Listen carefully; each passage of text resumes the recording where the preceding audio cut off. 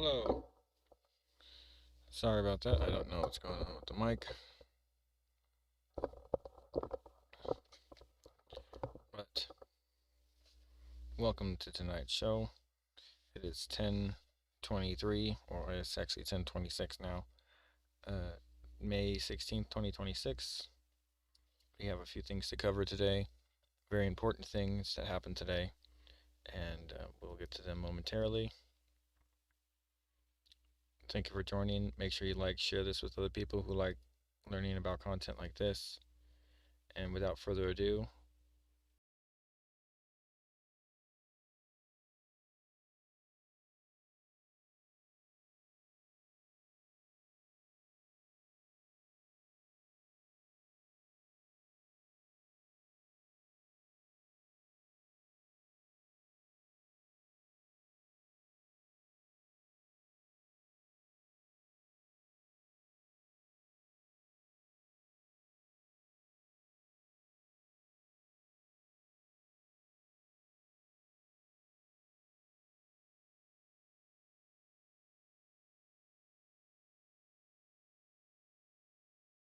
I just got banned from Israel upon arrival and deported back to America for anti-Semitic or anti-Israel content. I flew out of New Jersey on an El Al flight.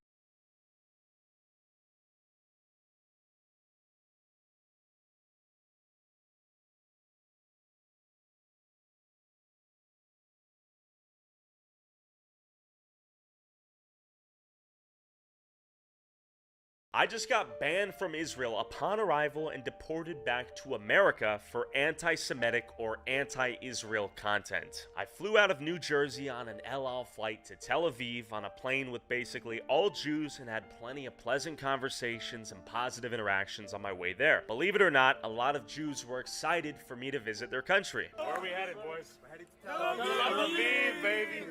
Are they gonna let me in?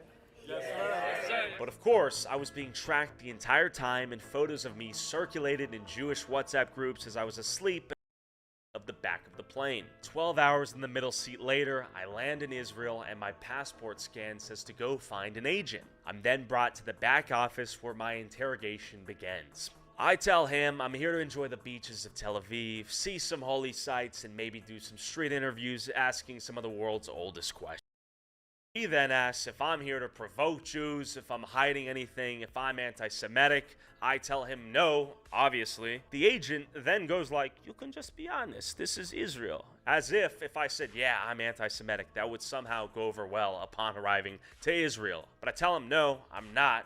I don't hate anyone, and I don't. He proceeds to watch my videos about the Hasidic Jewish communities in upstate New York and New Jersey, where I examine how they use welfare to afford 7 to 10 kids. I try to explain the nature of the videos, and he eventually tells me to go sit down while they deliberate my fate. About 30 minutes later, he tells me to come back in the room and states that he's spoken to his higher-ups and that I've been denied entry into Israel due to anti-Semitic or anti-Israel content. I'm then handed a paper that I have to sign, which falsely claims that I've attempted to illegally immigrate to Israel, which is obviously bullshit, and I assume was done to prevent me from re-entering Israel for as long as legally possible, despite him telling me the real reason was due to anti-Semitic content. In fact, I checked Twitter and see that Israel's Minister of Diaspora and Combating Anti-Semitism is retweeting an Israeli news article that claims Tyler Oliveira, the Jew-hating YouTuber, is expelled from Israeli border on the orders of the Israeli minister. The fuck? He then quotes, I'm proud to have denied entry to Israel today to an unfortunate YouTuber who is using the harassment as a way to get clout on social media. Furthermore, Jew haters and supporters of BD, whatever that means. Now, for a second, imagine if me criticizing welfare use in black communities in America somehow got me banned from countries in Africa. Or the welfare users in Appalachia somehow got me banned from Europe. This exception only seems to exist when it's regarding Jews. So I tell the agent, man, it's a shame I can't visit the biggest democracy in the Middle East. And he goes, well, maybe you can visit Afghanistan. They confiscate my passport, take me to a brief holding room with a bunch of Filipinos, and then tell me I have a flight out at midnight, which is like 8 hours later. Now, it's clear to me at this point that the unspoken strategy is they want the accusations of anti-Semitism they hurl at people like me to eventually become true, to then justify their very accusations. But the problem is, there is no hatred in my heart, only a resolve to see things as they are. So try to answer this. Why am I, as an American, not allowed to question my fellow Americans who happen to be Jewish and how our collective tax dollars are being spent in America? And why, if my videos happen to involve Jewish people, am I now labeled a Jew-hating anti-Semite, while our greatest ally, Israel, that is the single largest recipient of American foreign aid in our history,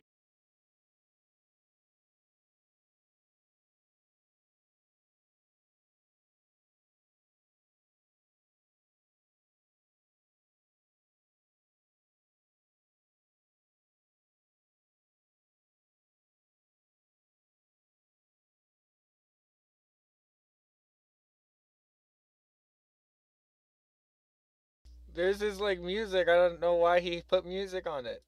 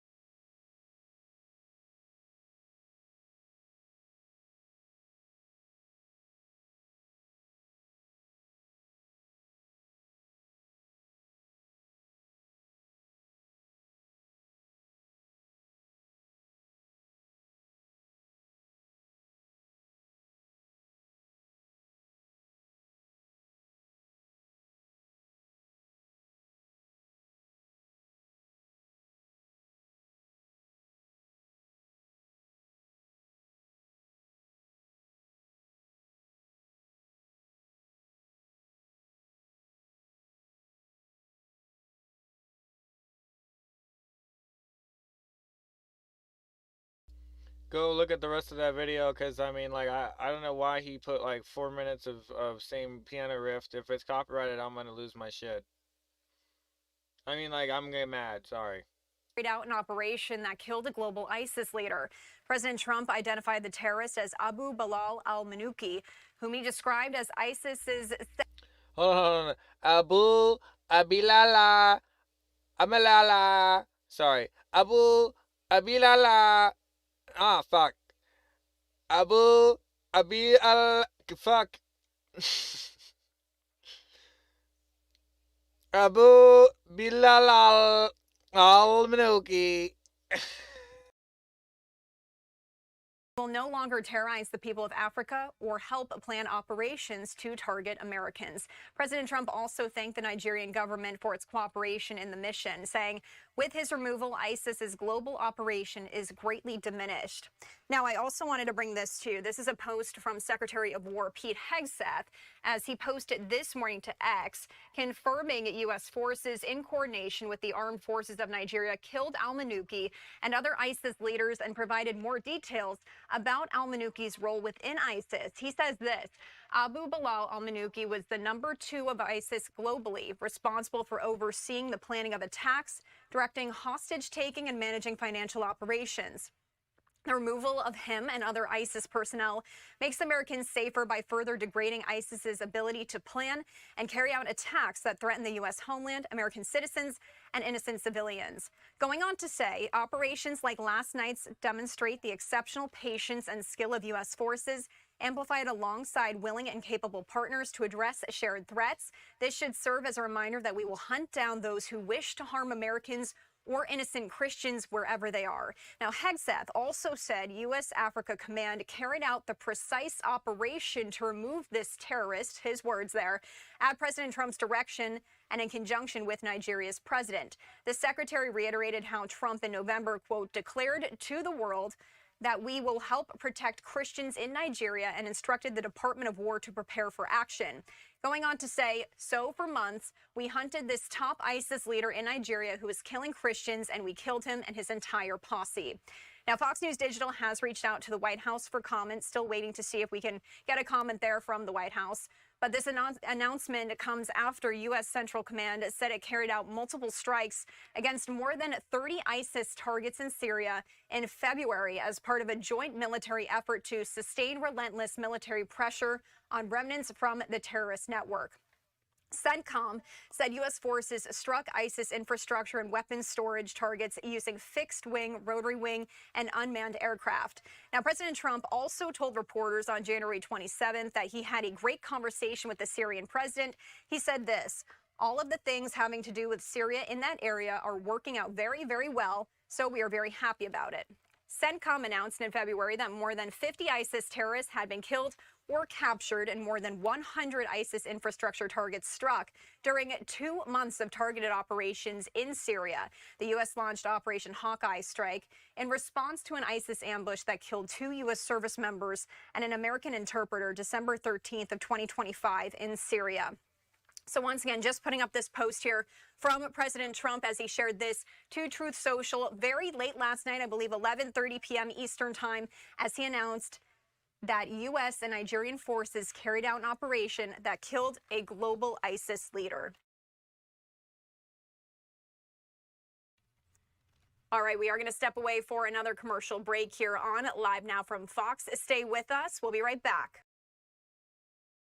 Nice communist dictatorship you got there right off the coast of America. Would be a shame if somebody liberated it, especially if it was somebody who speaks Spanish and whose parents were refugees from the communist dictatorship of Cuba. And when you see the CIA director sitting across the table from Cuban intelligence officials in Havana in a room that is decorated like, I don't know, the cafeteria in Jurassic Park, it is not a good sign for the Cuban government. A very bad sign to have John Ratcliffe rolling and riding dirty through the streets of Havana. What's going to happen next? CIA director visits Cuba for rare meeting as island runs out of fuel. You see, Cuba's in a state of continual blackout, not like a little bit of blackout, like the entire island has no more fuel. The Russians, who provided about 1 out of every 8 barrels of oil that Cuba needs to sustain itself, just stopped shipping oil. What do you think that is? We know what that is. The Russians just stopped showing up for Cuba. This is, of course, the first time since the Cold War that that's been the case. And at the very same time, the CIA director is getting on a federal government plane in Havana. Look at this, United States of America. Offering aid.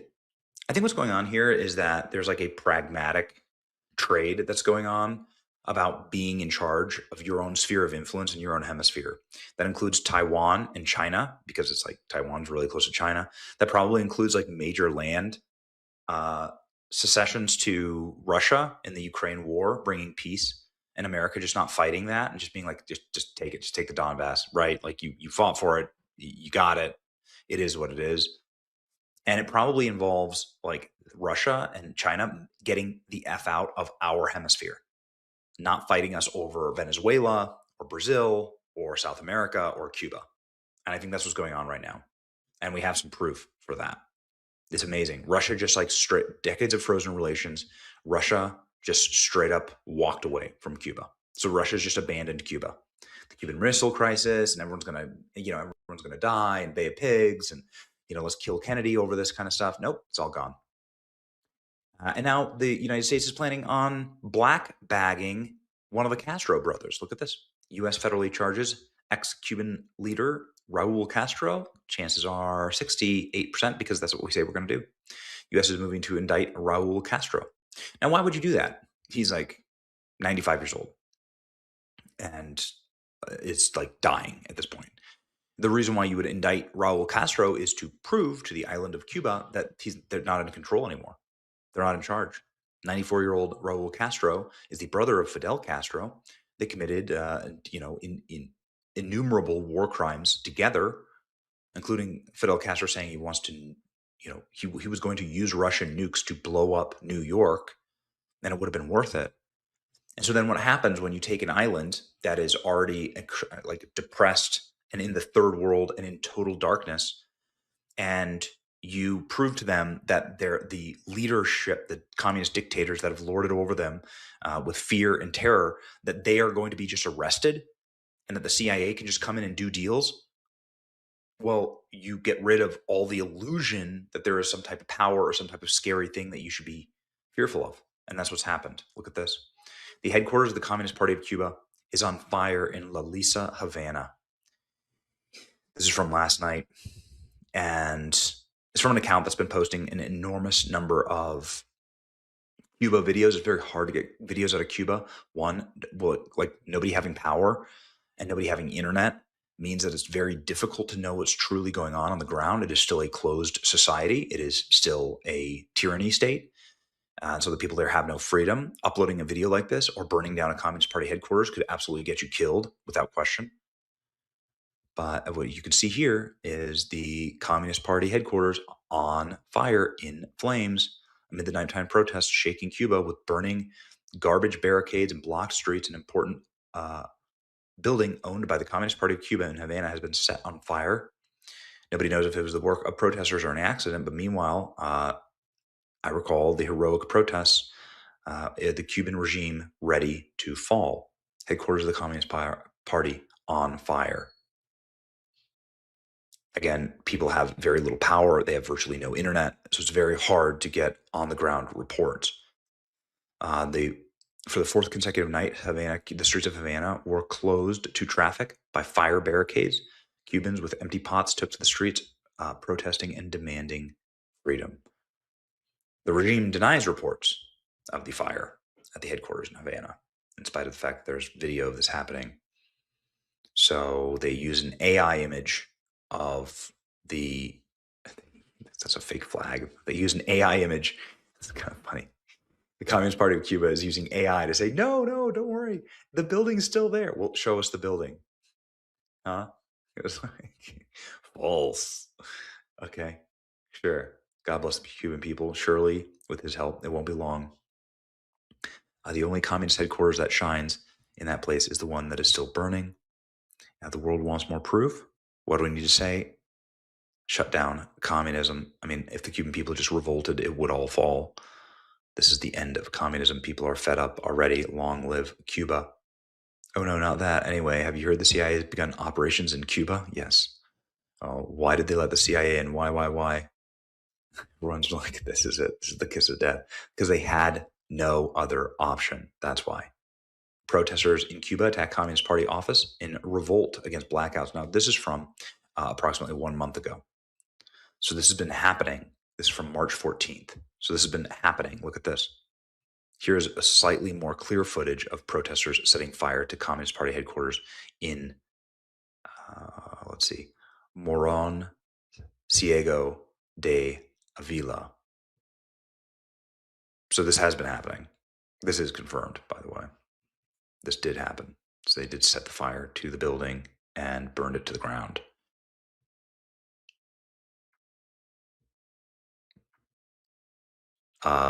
We've never seen anything like this. Never seen anything like this in Cuba. It's all happening. It's all happening right now in front of our very eyes. And I think that by the end of the year, you're going to see the complete and total toppling of the government of Cuba. CIA Director John Ratcliffe met with the grandson of Fidel Castro, who says he wants to turn the island into a capitalist utopia. Well, the CIA is excited about that. Ratcliffe urged the Cuban officials to take a lesson from the January 3rd operation that toppled Nicolas Maduro in Venezuela. Okay. Yeah. Meanwhile, Marco Rubio is wearing the Nike Air Max tracksuit on Air Force One headed to China, it's a message. It's all a message. It's all happening right now, and it's very exciting. Pray for Cuba. Pray for liberation. It's your boy Benny. Be in control of your own hemisphere, right? The Don Rowe Doctrine. Smart.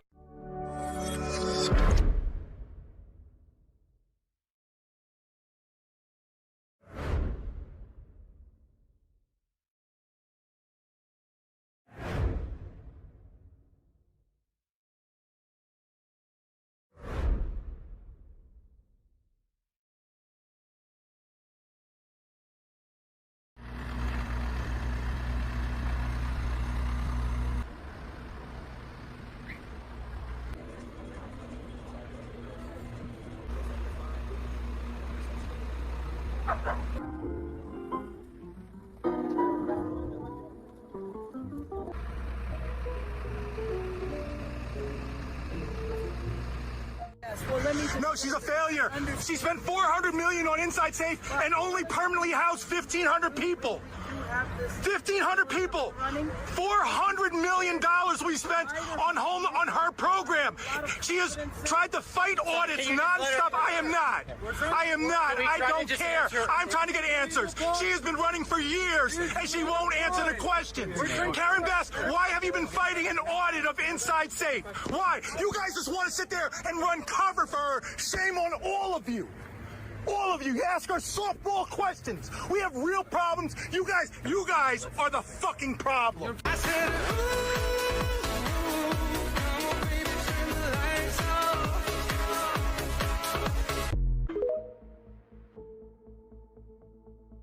Ladies and gentlemen, Spencer Pratt just ended Karen Bass's career with 8 brutal parody ads.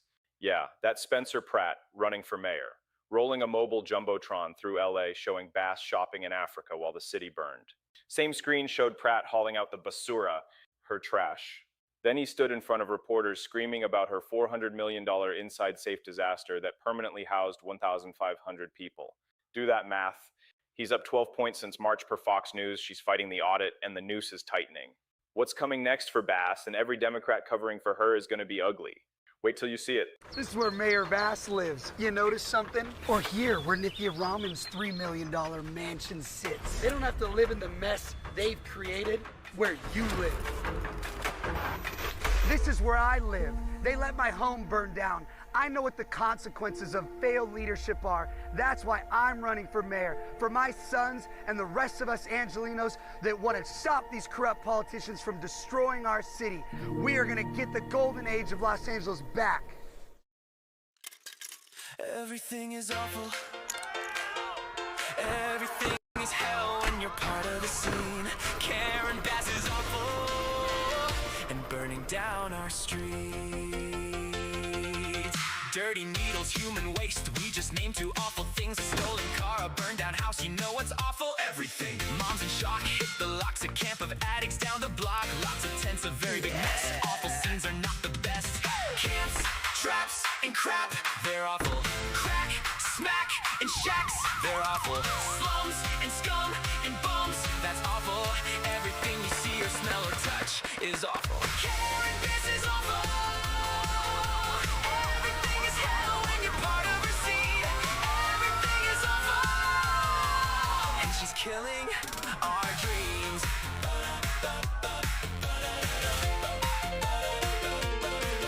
Wait, somebody's fighting back now. Standing up and taking flack now. Spencer Pratt lost everything. Watch the flames take everything. But instead of looking down, he's exposing this whole town. Calling out the corrupt machine. Somebody's gotta clean this scene. Let's go! Truth, proof, and receipts. Not awful. Fight, light, and making things right. Not awful. One man, a plan, and he won't quit. Not awful. Spencer Pratt is done with all of this awful. Spencer Pratt is fighting. Everything gets better when you fight for the seed. Spencer Pratt is rising. He's gonna save LA's dreams. Everything gets better when somebody stands up and refuses to quit. Spencer Pratt is fighting, and we're done with all of this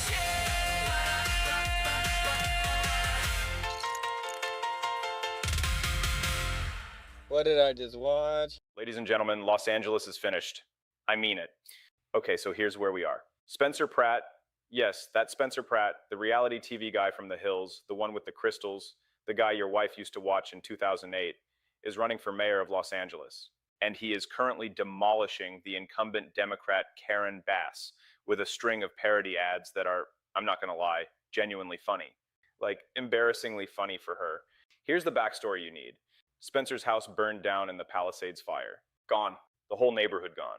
Insurance nightmares, hydrants with no water, fire department that wasn't ready, the whole catastrophe that happened on Karen Bass's watch while she was, I think, literally in Africa when the fires started.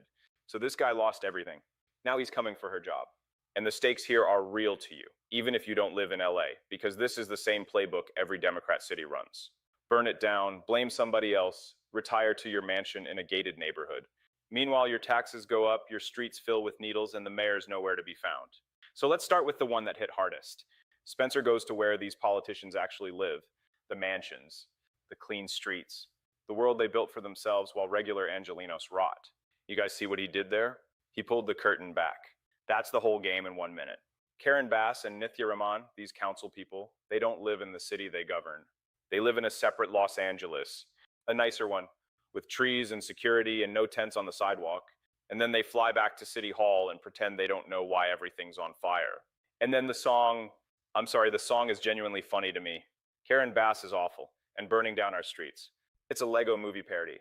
He turned a children's movie song into a campaign weapon. That's not normal politics. That's somebody who actually wants to win.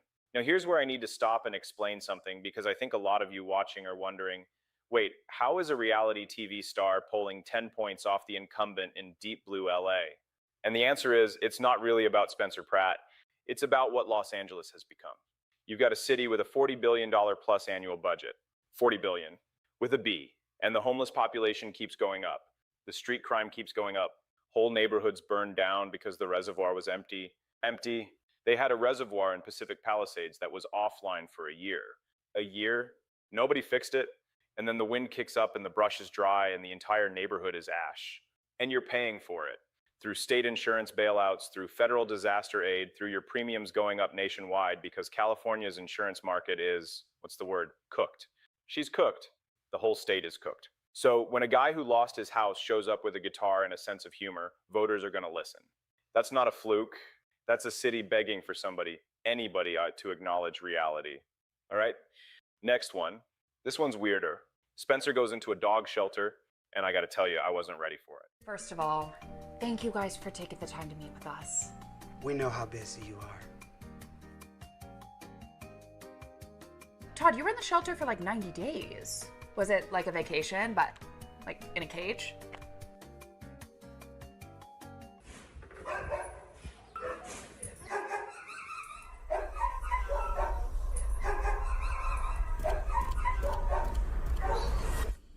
Todd, I was not trying to look, but I noticed you don't have any balls.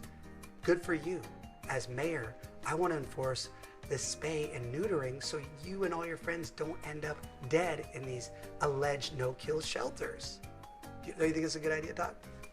I mean, I think it's a great idea. I didn't even notice you didn't have balls. Glenda, LA City shelters are called no kill, but dogs are getting killed every day. Make that make sense.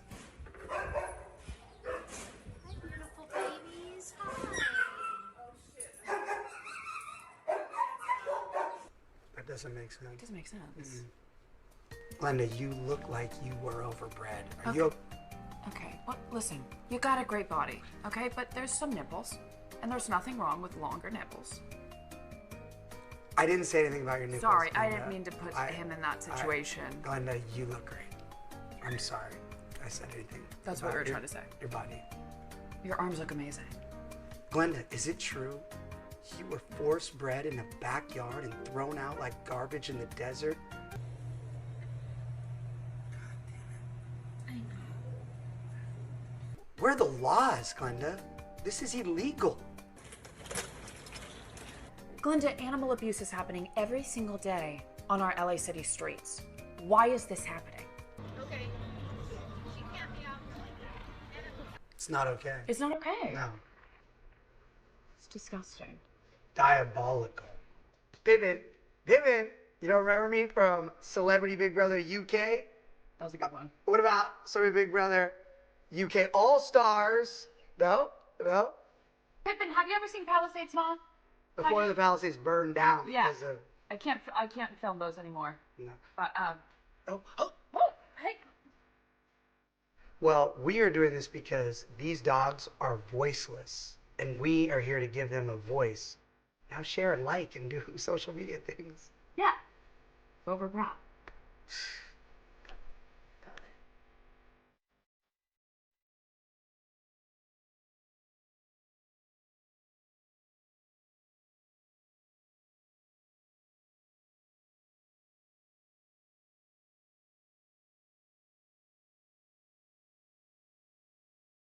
Okay, I have a lot of thoughts. First of all, the LA City shelters are called no-kill shelters, and dogs are getting euthanized every single day. That's the kind of thing where you go, wait, what does the word no-kill even mean anymore? It's like every Democrat program. The name says one thing, the reality says the opposite. The Inflation Reduction Act raised inflation. The Affordable Care Act made healthcare unaffordable. And now the no-kill shelters kill the dogs. You're starting to see a pattern, right? Second, Spencer flirting with the dog, telling her she looks great, that her arms look amazing. I mean, look, it's absurd. It's ridiculous, but it's real. He's a real guy doing a real bit, and it's hitting because it's not focus grouped. Karen Bass cannot do this. Karen Bass would walk into that shelter, read a teleprompter, and walk out. Spencer's in there talking to Todd about his missing testicles. You tell me which one is connecting with voters.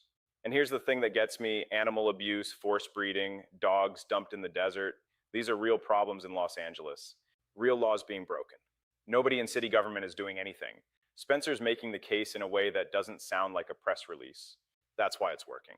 Now let's talk about the AI ad, because this one's the cleanest punch.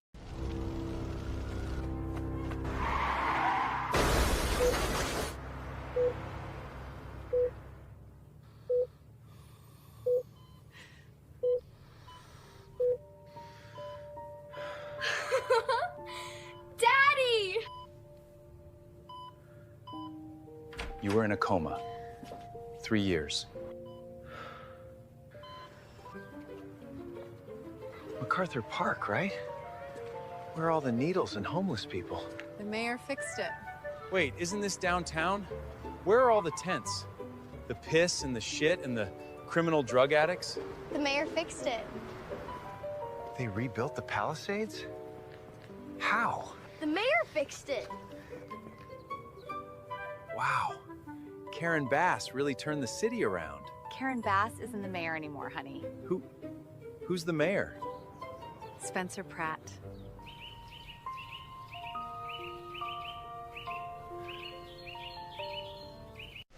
New polling showing political outsider, former reality TV star Spencer Pratt making huge strides in this race for LA mayor. The independent candidate gaining 12 points since March, now trailing Democrat incumbent Karen Bass by single digits. Pratt's campaign in next month's primary gaining traction with voters. He highlights LA's homelessness crisis and failed leadership. He does it very artfully with a ton of social media and some pretty powerful ads, I think, have really helped this race for him quite a bit.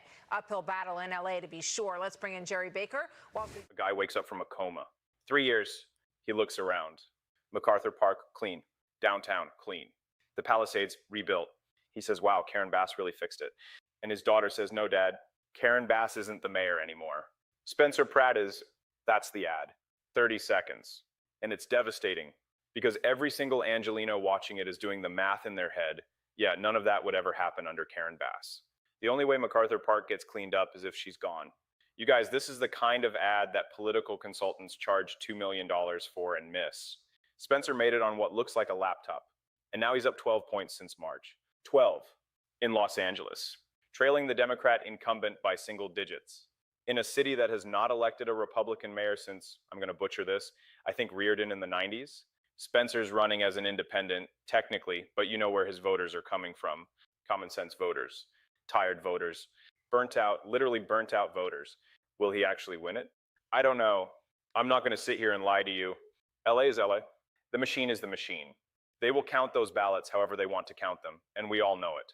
But the fact that he's even close, the fact that Karen Bass is being humiliated by a guy famous for being on the hills, that tells you something about how broken her party is. And then there's this Mel Gibson, because of course Mel Gibson got involved.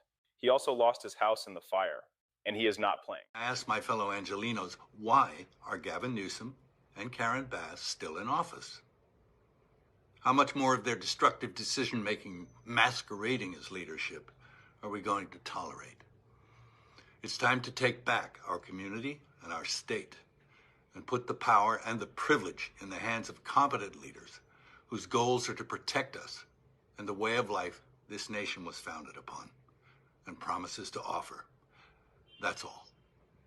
It's time to take back our community and our state. That's Mel Gibson in plain English asking why Gavin Newsom and Karen Bass are still in office. And honestly, I ask the same question every day. How is Gavin Newsom still running California? How is Karen Bass still running Los Angeles? How is any Democrat still running any major American city in 2026 after what these last 5 years have looked like?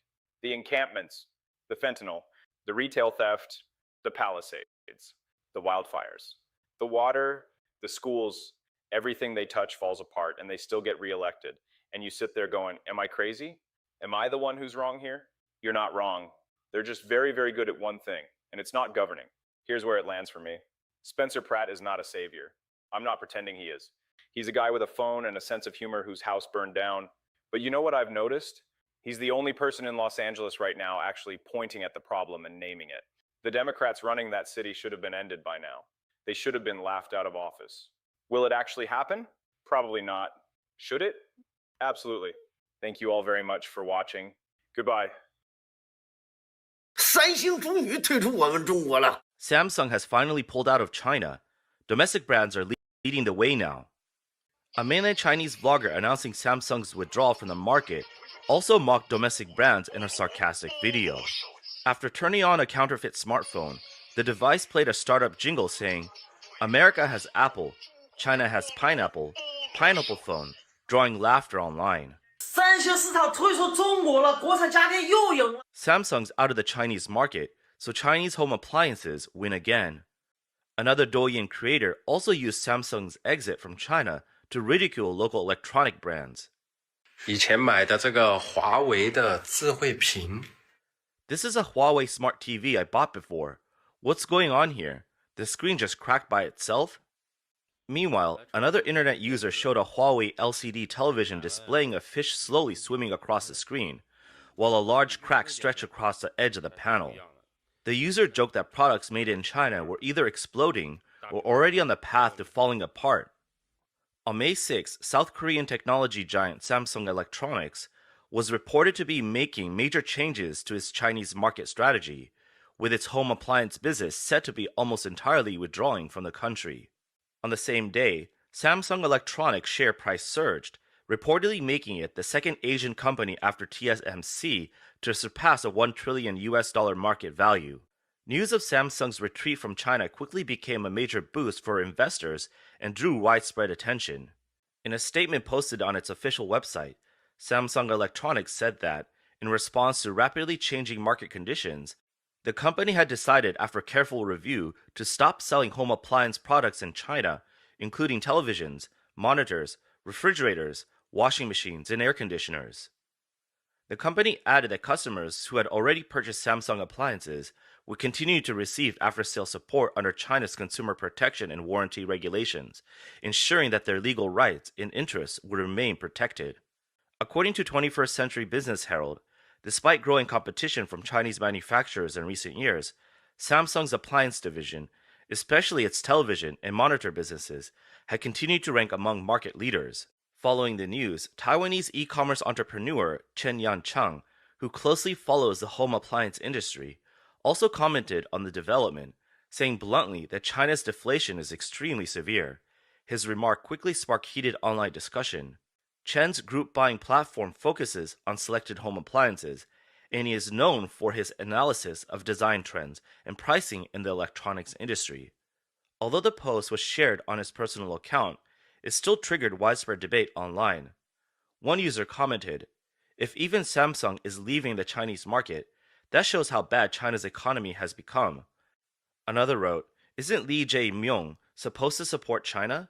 This really embarrasses Xi Jinping, while another user sarcastically described the situation as a major victory for the complete localization of China's appliance industry. Topics tagged Samsung and Samsung stopped selling home appliances in China quickly climbed to the top of trending searches on Chinese social media platform Weibo. One well-known Weibo commenter wrote, "Just like smartphones, even without the mainland Chinese market, Samsung remains one of the world's leading home appliance companies. That's all that can be said." One technology vlogger commented, "Samsung's home appliance business has withdrawn from the mainland Chinese market. I checked the rankings. Samsung is second globally in home appliances and first in televisions. So why can't it sell well in China?" A well-known tech influencer described the development as the end of an era, adding, "The domestic market has become too competitive. Samsung understood the situation and saw no reason to continue. Shifting strategy and focusing on other markets makes more sense." The stock market's reaction is the clearest explanation of Samsung's decision. Chinese authorities responded by saying Samsung's main challenge in the mainland market was a lack of localization. Officials said product planning and management decisions remained heavily centralized at the company's South Korean headquarters, slowing its response to changing demand in China. At the same time, fast-growing domestic brands such as Hisense, TCL, and Xiaomi increased pressure through pricing, product performance, and sales networks, making it harder for Samsung to maintain its premium image. Social media platforms were also flooded with accounts seen as having official or nationalist leanings, many of which described Samsung's withdrawal as a complete victory for Chinese brands and domestic alternatives. One Douyin creator spoke bluntly about the situation. 三星退出中国市场。 Don't blindly follow the hype just because Samsung is leaving China. Don't assume this is some kind of victory. When did our country actually start becoming prosperous? It was when we opened the doors to the world. So having foreign companies leave China is actually a serious problem. What kind of problem? First, jobs. Second, tax revenue. And there'll probably be more foreign companies pulling out in the future. This sends a really big warning sign. Users shared what were described as real experiences with Samsung appliances. 三星家电的 When it comes to Samsung's build quality and materials, people who've used high-end appliances really know the difference. I heard these past couple of days that Samsung is leaving China. Look around my house.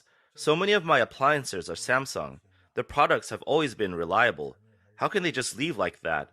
Is there really no room left for them in such a huge country like China? More internet users also began criticizing local products while expressing support for Samsung. One Douyin vlogger complained, "My child wanted to watch TV, but the moment we turned it on, smoke started coming out." The video showed a thin LCD television releasing white smoke, frightening the child to tears. The vlogger said the television had been bought through a live stream shopping platform. It could no longer be returned after being used for some time. Another user said the level of imitation and corner cutting in some Chinese-made appliances was outrageous. 咱们天天聊什么山寨手机。 This office space I rented has had this air conditioner for 2 years. I always thought it was a Mitsubishi unit, but recently the weather's been really hot and the cooling stopped working properly, so I called customer service. The technician came over and said, "This isn't even our brand. It's not a Mitsubishi at all." Oh my gosh, I was speechless. One internet user criticized the quality of a Xiaomi rice cooker. "My Xiaomi rice cooker exploded again. Look, liquid leaked everywhere. Once I opened it up, the whole thing was a mess. There was barely any water left in the pot. The pressure got too high.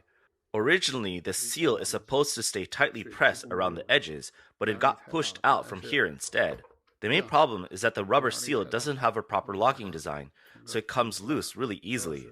Now I have to clean all this up again." The user said even the rubber sealing ring inside the appliance was poorly made. He questioned how a company unable to produce a reliable rice cooker could move on to making smartphones and cars while consumers still continued buying the products. This is an air fryer made by a well-known Chinese brand, Royal Star. Although the product looked normal on the outside, the user claimed that after opening the lid, the temperature controls and timer knobs were found to be fake. According to the video, the lid was little more than a thin plastic shell with no real internal components, leading the user to accuse the company of misleading consumers. An AC repair technician showed a completely wrecked outdoor air conditioning unit and said, Guys, take a guess what brand this air conditioner is. Would you dare to use something like this? Seriously, would you? Let me show you the inside layout. Forget everything else.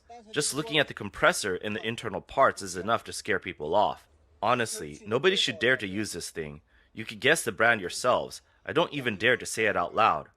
The customer later said the unit had been bought online for about 1,500 yuan, equivalent to about $220 US, and had failed in less than 20 days, with the compressor already destroyed.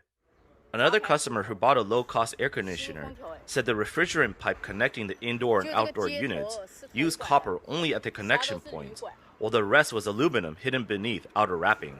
The customer said the appliance would be nearly worthless even as scrap metal. Another air conditioning unit allegedly used aluminum piping even inside the compressor. The installer said, 吓死人了. I've installed air conditioners for so many years, and this is the first time I've ever seen AC pipes made out of aluminum. Unbelievable. Seriously unbelievable. These were all bought online. It's honestly scary. Cheap products are really cheap for a reason.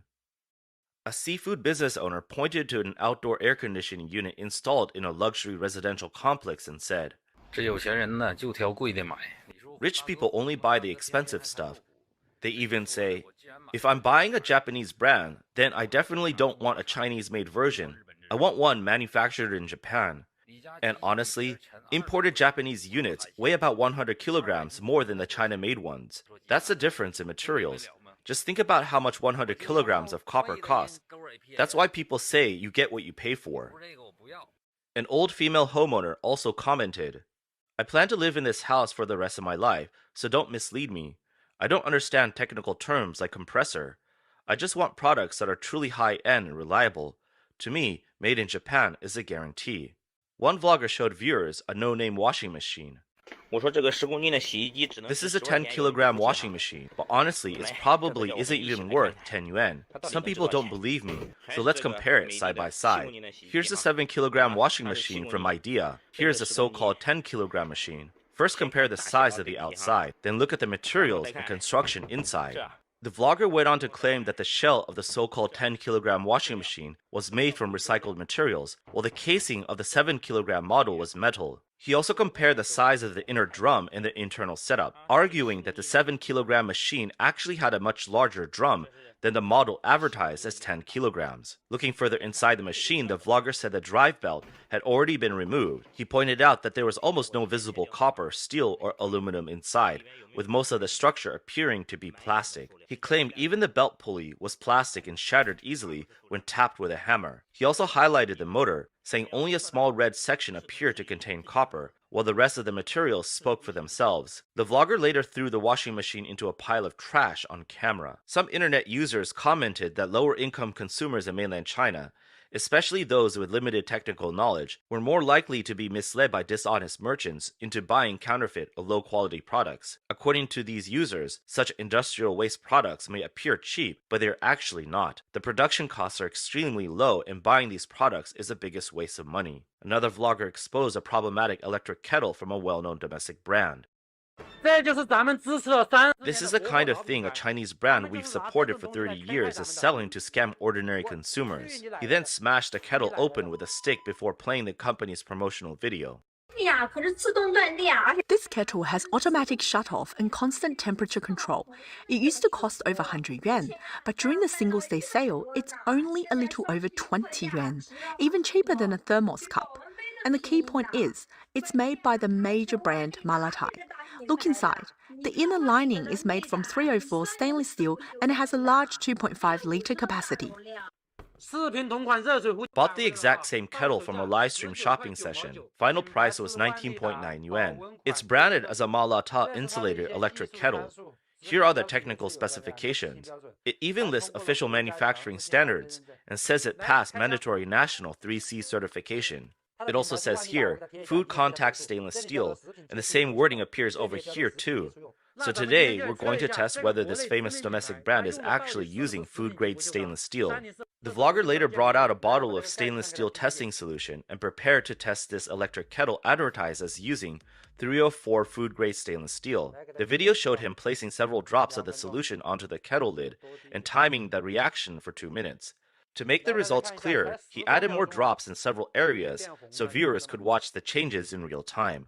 Within seconds, the previously clear liquid turned red. The vlogger appeared visibly surprised by how quickly the reaction happened. By the end of the 2-minute test, nearly the entire surface of the kettle lid had turned dark red, producing results he described as far more alarming than expected. The test did not stop there. The vlogger then pointed the camera at the inside lining of the kettle and added more testing solution. The reaction was even more dramatic. Within moments, large sections of the interior changed color, with the red discoloration spreading across almost the entire inside of the kettle. The vlogger couldn't help but explain in surprise. The footage prompted the vlogger to question how much material could be described as food-grade stainless steel. In his view, the issue was beyond product quality and became a direct challenge to consumer trust. Is this really what you call corporate responsibility from a major company? The fraud is outrageous. If the stainless steel doesn't meet standards, then it cannot be called food-grade stainless steel. It shouldn't be used for high-temperature cooking or boiling water. The manganese content is too high, and under high temperatures, it can release heavy metals. If people keep using something like this to boil drinking water over a long period of time, it could seriously damage their health, cause irreversible harm, and in extreme cases, even increase cancer risk. At the end of the video, the vlogger addressed the manufacturer directly. He argued that, as a well-known company with decades of history and long-standing consumer trust, the brand should understand the standards required for food contact materials and possible risks of using substandard metals under high temperatures. He questioned why the company would produce such a product and whether it had betrayed the trust and support consumers had given the brand over the years. In another video, a vlogger said, Samsung, get out of China. Foreign companies, get out of China. Well, now they have really left. Back in 2019, Samsung shut down a factory in Huizhou. Time, there was more than 4,000 employees. Based on years of service, Samsung gave each worker a mobile phone as a farewell gift, worth anywhere from 3,000 to 8,000 yuan. At the same time, Samsung also paid an extra month of social insurance and housing fund contributions for the workers, giving them more time to find new jobs. On top of that, employees receive severance packages equal to N plus 3 months of salary. For workers with longer years of service, compensation reportedly reached well over 100,000 yuan. Samsung even contacted companies like BYD and TCL before withdrawing, trying to help more than 4,000 employees find new jobs so their livelihoods would still be protected. Think carefully about this. One day all foreign companies leave China and the market loses competition entirely. What do you think the result will be? One internet user commented, if Coca-Cola had not kept selling for around 3 yuan a bottle over the years, domestic soft drinks would probably already cost 15 yuan each. It's the same with boxed meals on high-speed trains. Without competition, they become both expensive and bad. That's why I think some of those so-called core supporters are simply unhappy with their own lives and cannot stand seeing others do well. One industry insider also reflected on Samsung's complete withdrawal from China. I want to talk a bit more about Samsung leaving China. I used to work in the home appliance industry, so I know this area fairly well. As far as I know, Samsung appliances, LG appliances, and Panasonic televisions have all already exited the Chinese market. At that point, a lot of people start celebrating and saying it's because domestic technology is now far ahead of everyone else. But honestly, that's just people acting emotionally before thinking rationally. The commentator argued that, on a deeper level, the impact of foreign companies leaving China is far more complicated than it appears, with at least 3 major risks worth paying attention to. First, the most immediate impact would be on the job market. Foreign-funded companies are generally seen as having more standardized management systems, with the employee benefits and labor protections often better than those offered by many domestic firms. Overtime work during national holidays is often paid at triple rates, while paid leave, social insurance, and housing fund contributions are usually provided in full based on actual income. Even when companies close or relocate, severance packages often exceed minimal legal requirements. However, as more foreign firms reduce operations or leave China, these stable and well-regulated jobs are expected to become increasingly rare. Many workers may have no choice but to move to private domestic companies, where salaries, benefits, and labor protections can still lag far behind multinational employers. The standard concern involves the consumer market. In the past, foreign brands created constant competitive pressure through stronger technology and higher product quality, forcing domestic manufacturers to invest more in research and continue improving their products. But as outside competition weakens, some companies may lose motivation to innovate. At the same time, without international brands helping keep prices in check, major domestic companies could gain greater pricing powers. Analysts warn this may eventually lead to slower technological progress, more similar products, and steadily rising prices, with ordinary consumers paying the cost. The third impact would spread through the entire industrial supply chain. Every large foreign company supports a network of local suppliers, parts manufacturers, logistics operations, and processing businesses. Once foreign firms leave, the related orders disappear as well, forcing many small and medium-sized businesses to cut production or even shut down, further affecting the jobs and incomes of frontline workers. Analysts noted that after Japanese and Taiwanese companies began pulling out of China, even South Korea's largest corporations are now scaling back operations. For China's small group of the wealthiest consumers, however, the impact is expected to remain limited because many already avoid buying domestically homemade appliances. For lower-income consumers, the disappearance of competitively priced joint venture appliance brands could create even more problems. Without those products providing market competition, cheap counterfeit and low-quality goods may spread even further, causing greater harm to vulnerable consumers. According to observers, the people likely to face the greatest impact are China's middle and lower middle income groups, who may lose one of the few remaining categories of reliable and affordable consumer products available to them.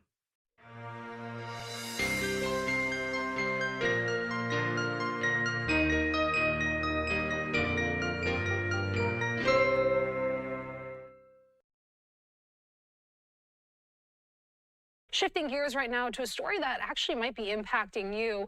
You know, summer's around the corner. You might be getting ready to grill out. But if you visited the meat counter recently, you might be feeling that sticker shock. Take a look at this X post there on your screen coming from Maya Ward saying new as ground beef nears $7 a pound. The White House must decide how to proceed with an EO that was shelved earlier this week. Officials have discussed making changes to water down the initial version and limit impacts on ranchers. Those beef prices have surged a staggering 21%, leaving everyday consumers like you and me frustrated and Washington scrambling for a fix ahead of the midterms. But the forces driving this crisis, of course, go far beyond inflation, spanning from severe weather, industry consolidation, to maybe high-stakes trade battles and a contentious fight over the Farm Bill. Joining us to break down the complex collision between your grocery bill and Capitol Hill is Politico's food and agriculture reporter, Grace Yarrow. Grace, thanks so much for joining us here on Live Now from Fox. Yeah, thanks for having me. Let's start with the root of the problem. While trade policies and executive orders are making those headlines, the underlying agricultural realities driving this price hike are incredibly complex. So for the average consumer who's looking at their grocery bill, how much of this surge is driven by maybe long-term structural issues like multi-year droughts or cattle herd liquidation, maybe versus that short-term market or supply chain bottlenecks? Yeah, so as you mentioned, there's a lot to unpack here. So when I talk to ranchers, a lot of them talk about the fact that this is a really, really deep-rooted issue and not so simple to solve as much as the president or those in charge who are hoping to bring those costs down would love to. It's just there's a lot to unpack. So I would say, first of all, as you mentioned, there are a lot of weather concerns that have impacted ranchers and cattle producers in recent decades. A lot of that has to do with drought.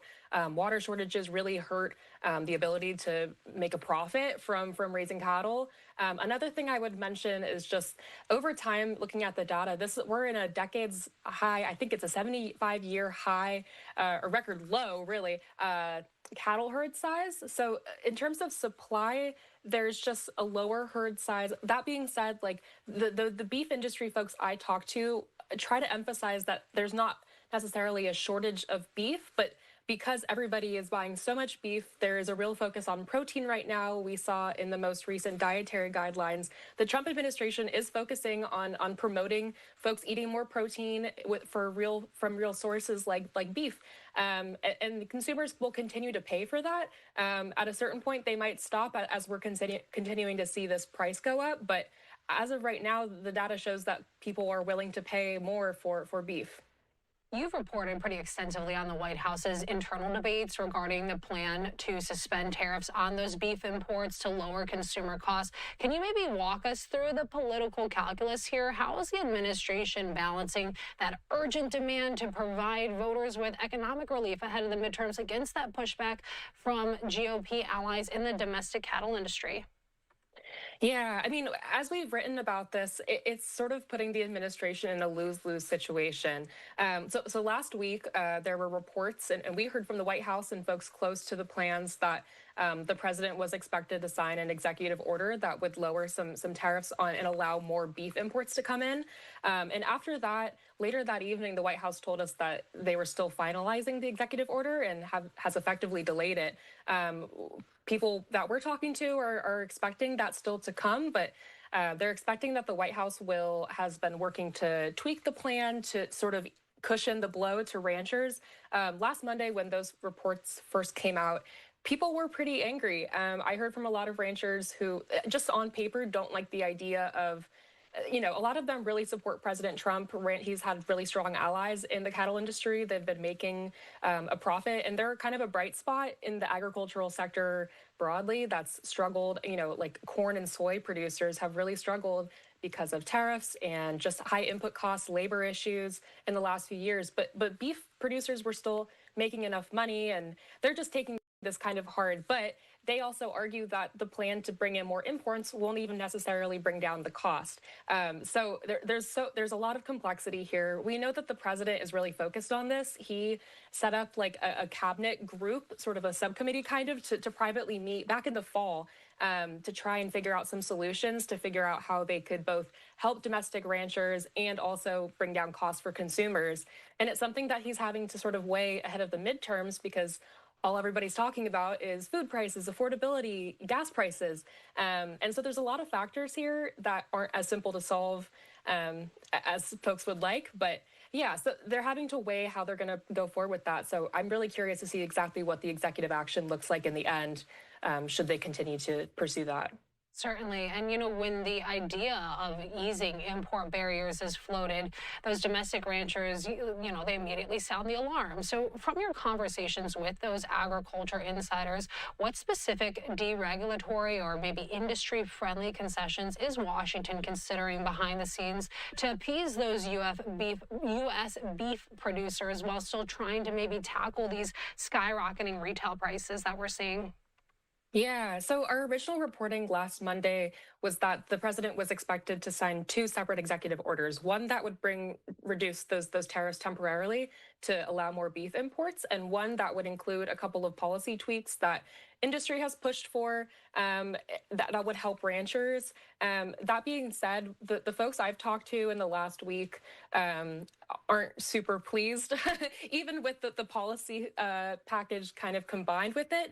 We saw, to give some context too, back in the fall, the president first suggested that he would bring in more beef imports from Argentina, just one country, and it really, really infuriated people, honestly. And so when they formally rolled out that plan, they still continued they continued with the plan to import more Argentinian beef, but they also coupled it with some policy moves that they were hoping would calm the industry, and also to only make sure that it's emphasized that those moves are temporary to bring in more imports. To try and calm the ranchers, I still think in terms of tone, it doesn't help 100%. Like they're not super pleased with it anyway, because just like on paper, as I said before, like they're just not interested in being boxed out of the domestic market by other countries. So there's only so much that the administration can really do here in the short term in terms of policy moves that they could actually change that would really calm people down.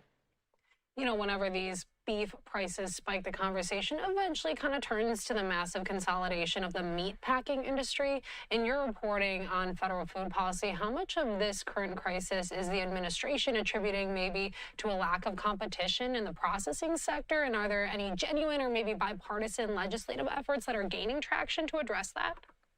Yeah, this is a really interesting piece of this whole conversation. I was honestly surprised this week by how much this came up when I was talking to Republicans on the Hill after the White House started looking at this plan. A lot of them were angry, but they were talking about how they think the focus needs to be on, first of all, building back that cattle herd that I was talking about, just longer term policy moves, and also focusing on industry consolidation and how the big four meat packers that we talk about are profiting from this.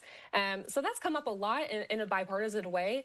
The Trump administration, the DOJ did launch an investigation into the big four meat packers to try and figure out how they can reduce prices through that. That really hasn't shown anything yet, but that investigation is still in process. So that's something that I'm watching really closely. I'm curious to see what they'll find there, if that would help anything long term. But at this point, that's been open for months now.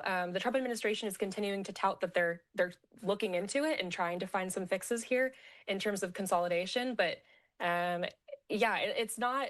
It wouldn't quite do enough unless there's some major news that I'm not aware of that's coming soon. But it wouldn't quite do enough before the midterms, which of course is the big pressure point for the president here. Certainly. Let's talk about the Farm Bill. That's currently in the middle of a highly contentious push for a floor vote. How is the immediate sticker shock at the grocery store maybe influencing the negotiations around that?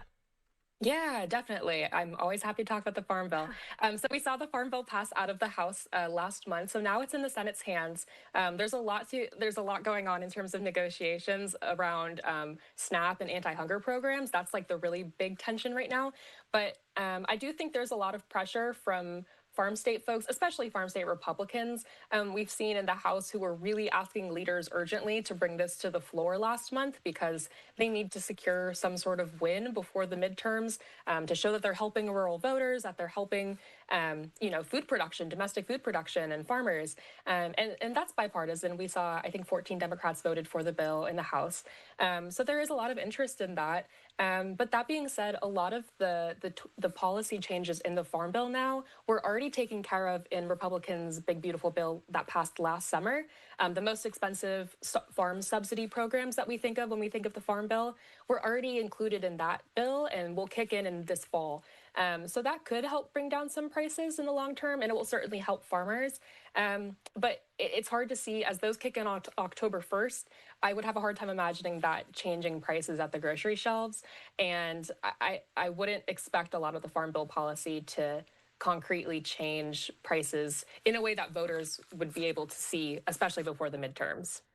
So for the consumers who are watching right now, who are just desperate to know when they can finally see some relief when they're buying their beef, what is the #1 indicator, whether maybe it's a specific piece of legislation or a trade maneuver, maybe a market signal that you're watching over, let's say, the next 6 months to tell you that the fever is finally breaking? Yeah, I mean, something that's come up a lot when I'm talking to economists about that, and something that they have sort of made the distinction between this beef issue and something else that the president had to deal with when he first came into office for the second time, was with the egg price, the price of eggs. This is a super similar situation where it's a really clear example of consumers being hit by increased costs. And the president and his administration was really focused on egg prices last year after his inauguration, and USDA worked really hard to try and bring those costs down. This is a slightly different situation with beef because eggs have no obvious substitute. A lot of folks bring up to me, beef people love beef, but they also could, if they want a protein or a meat source, they could simply purchase pork or chicken, and they're just not choosing that right now. A lot of Americans, of course, are feeling the impact of the increased prices, but we aren't seeing that demand has really taken a decline yet. So I think that's a really interesting indicator that could impact prices before the midterms, and that's something that obviously the White House can't control. If people are continuing to find that buying U.S. beef is worth their money, then the prices will stay high. And there's a lot of other factors, of course, in terms of any weather situations this summer. Something that I'm watching too is the detection of the New World screwworm, which is a parasite that's been detected within, I think, 60 miles of the U.S. border now. It's in Mexico. And that's a threat to the cattle industry that could also further decrease the supply of cattle. So that's something that USDA is trying to prepare for, but just another piece of this that I'm watching. But yeah, unfortunately, it's very complex. But yeah, and do we know anything about this parasite yet? Is it something that we should be immediately concerned about, or is this something that might take some time to develop? Yeah, I would say, I mean, obviously there's no threat to food safety or the food supply. It's mostly just something that the industry is watching. It's not, it is very devastating to individual cattle that contract the pest, but we've been able to eradicate it in previous decades ago now. But so it is possible to, you know, I would say it is okay to keep an eye on it in terms of consumer prices, but I certainly would not worry a ton about it. The USDA has invested a lot in these production facilities and dispersal facilities of sterile flies, which is the best way they know how to eradicate the pest, is by releasing these sterile flies into the supply, into the environment. So it is kind of an ugly disease, and it is devastating for cows, but it's not something to be worried about in terms of food safety or supply right now. Well, that's definitely good to know. One more question before I let you go. You know, we've talked about the ranchers, the meat packers, and the politicians scrambling for a fix. But from your vantage point covering agricultural policy, what might be the biggest unintended consequences of these skyrocketing beef prices that you feel Washington might be currently underestimating? Yeah, I mean, I think we'll really see it in November. I mean, all we talk about on the Hill these days is affordability, food prices, as I was saying, gas prices, and there's a lot of concern about how the conflict in Iran will contribute to that.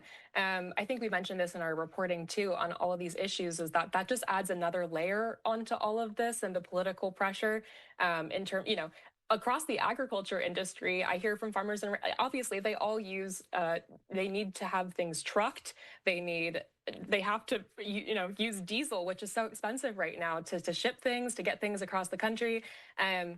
So that's a really big pressure point for Republicans in particular right now, trying to find some policy solutions, try to dull the impact there. So yeah, I mean, I'm really curious to see how that shakes out. But I mean, all I've heard from folks on both sides of the aisle is that affordability and beef prices, for example, will be a really big deal this November. All right, great conversation there with Grace Yard. Thank you so much for your expertise. We really appreciate it here on Live Now from Fox. Thank you. Hello, wonderful person. This is Anton, and today we're going to be discussing something that kind of sounds like a cynical science fiction story, or basically another episode of Black Mirror. Except that in this case, this is not science fiction and is happening in real life, and more importantly, right above our heads in the upper atmosphere. But before we discuss the main topic, as you might have heard already, SpaceX, the company that has completely revolutionized how we get to space, is reportedly preparing for an IPO, initial public offering, and extremely likely sometimes super soon, in mid-2026, with analysts suggesting the valuation of approximately $2 trillion, which would basically make this the largest IPO in human history. But because this is not a finance channel, I'm not really going to be discussing the IPO or what it even means, mostly because there is a science story here after all. Because in this case, this massive influx of capital isn't just about making Elon Musk just a little bit richer, it's actually intended to fund a project that could change the planet's atmosphere forever. And that's because here the plan is to launch up to 1 million satellites, to create orbital data centers, and to expand the current Starlink even more. And while having high-speed internet pretty much everywhere, including your flight, sounds incredible, or the idea of having these data centers in space creating artificial intelligence without cluttering the planet also sounds kind of good, today we're actually going to discuss several studies that have now confirmed something I've discussed last year and something that was just a little bit scary. Because it turns out that what comes up must come down after all. And when it does not just disappear, it sort of pollutes the upper atmosphere in a way we really don't want it to be polluted, with some serious implications for the ozone layer.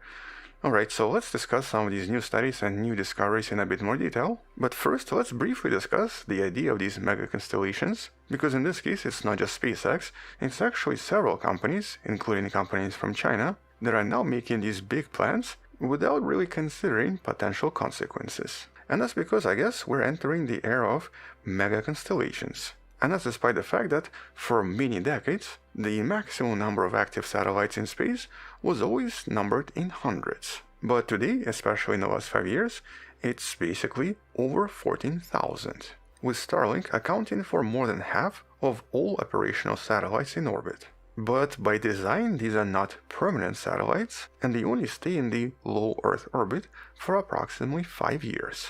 And since the first Starlink satellite was launched in May of 2019, it was actually only in 2024 and 2025 that both scientists and amateur astronomers started to notice something unusual. And actually spaceweather.com created this beautiful image to illustrate this. This is now known as the Great Starlink Re-Entry Event. Starting in 2024, there's actually been a huge upsurge of re-entering satellites from those first satellites launched in 2019 that have now been retired. And so ever since then, ever since that particular date, this number has actually been going up. And while there are several websites tracking re-entries in real time, and as you can see, pretty much every single day, quite a lot of satellites are basically Starlink. But on average, as of May of 2026, anywhere from 1 to 5 Starlink satellites have now been burning up in the Earth's atmosphere. And well, as you can imagine, at some point, especially in the next 5 years, thousands of them will do the same. And so, excluding other companies like Amazon and those other Chinese companies, here SpaceX alone has already filed paperwork for at least 30,000 more satellites to go up in the next few years. And on top of this, 1 million satellites to act as a distributed computer in the sky, or basically a kind of an AI data network. And this is where we have this one major issue, a problem that might become a serious concern in the next few decades. As these satellites burn up in the atmosphere, they don't just vanish. All of this metal that they're made out of has to go somewhere, and while most of the time it turns from a solid piece of machinery into a cloud of extremely tiny metallic vapors and aerosol particles. Vapor and particles that stays in the upper atmosphere for possibly up to 10 years. And it's really only because of recent studies from 2023 and 2024 that scientists finally started to realize there might be a serious problem here. Here we're essentially conducting a giant uncontrolled chemical experiment on our own atmosphere. And well, one of the first studies on this was in September of 2023. Here, a study led by Dan Murphy and his team at NOAA actually flew a specialized aircraft into the stratosphere, where they discovered that 10% of all sulfuric acid particles in the atmosphere already contained a lot of metals from spacecraft, with the prediction being that as these mega constellations grow, this could rise to 50% over time, with the biggest concern in this case being aluminium oxide. And by the way, most Starlink satellites are approximately 60% aluminium. And that's because when they burn up, they do create nanoparticles of aluminium oxide, which then acts as a catalyst for, drumroll, ozone depletion. So once again, we'll have something that potentially threatens the ozone layer once again. Now, we've actually discussed this in a lot of details in the video in the description that was published last year, but in a nutshell, it was discovered that these particles speed up chemical reactions quite dramatically by helping chlorine atoms destroy ozone molecules over time. And those scientists have worked really hard to ban CFCs back in the 80s because they were discovered to also do the same. Now we might be accidentally creating a new problem that, unlike CFCs, might be even more difficult to solve because a lot of those satellites are already up there. But the unnerving part in this case is this somewhat unusual delay. And that's because these particles are released extremely high up in the atmosphere, and it would actually take them about 20 to maybe 30 years to slowly drift down to the level where the ozone layer actually sits, which essentially implies that satellites burning up right now will not have their full impact until sometimes in 2040s or 20 years from today. And because millions of satellites are now planned for launch, by the time they're finished, it might be already too late to stop the reaction. But once again, we discussed this last year. Now we have a major confirmation from another study. This is actually the most recent study from 2026, and this was the measurement of lithium plumes from the uncontrolled re-entry of Falcon 9 rockets. Okay, so not really related to satellites, but still related to massive numbers of launches that SpaceX and other companies are planning. And so in this case, there was a discarded Falcon 9 rocket that re-entered the atmosphere over Europe. And because it was tracked quite actively, researchers in Germany decided to track it with additional systems. And so they actually used a high-tech laser system referred to as LiDAR that detected a sudden massive spike of lithium at an altitude of 96 kilometers or 60 miles. In this case, it was approximately 10 times the natural background level. And while having measured this by using atmospheric models, they confirmed that all of this came from this very specific SpaceX rocket. But why does this matter?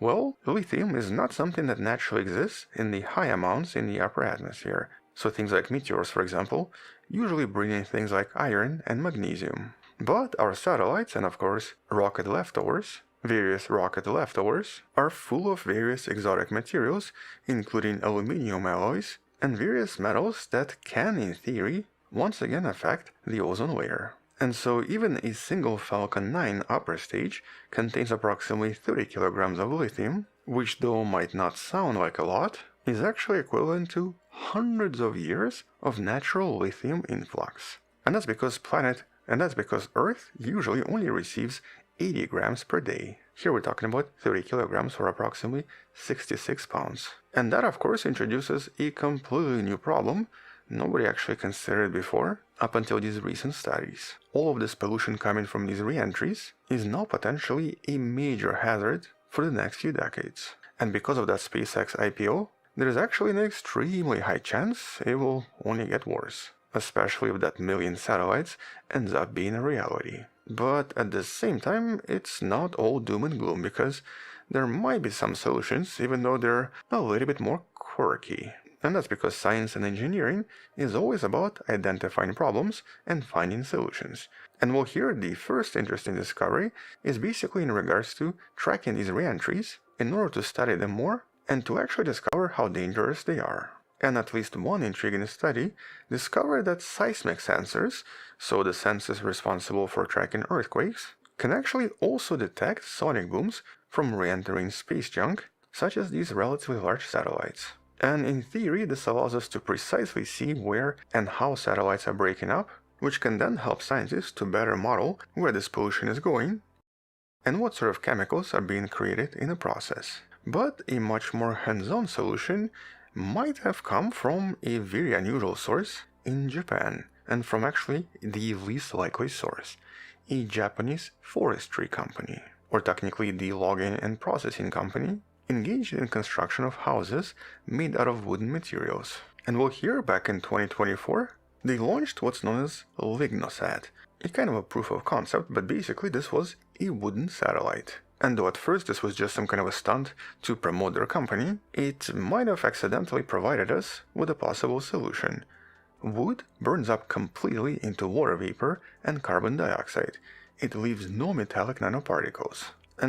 So in theory, if those companies launching mega constellations were to actually make their satellites out of wood, it might potentially solve a lot of issues. And based on this particular launch, we know that this seems to work. But more importantly, there's now a kind of a push for, I guess, the Space Montreal Protocol, or basically some kind of an international agreement in order to regulate what satellites are made out of and what they end up adding to the atmosphere upon their re-entry. Because even though we're not really considering any of this yet, right now it has a very high chance of becoming a major issue by sometimes in 2040s.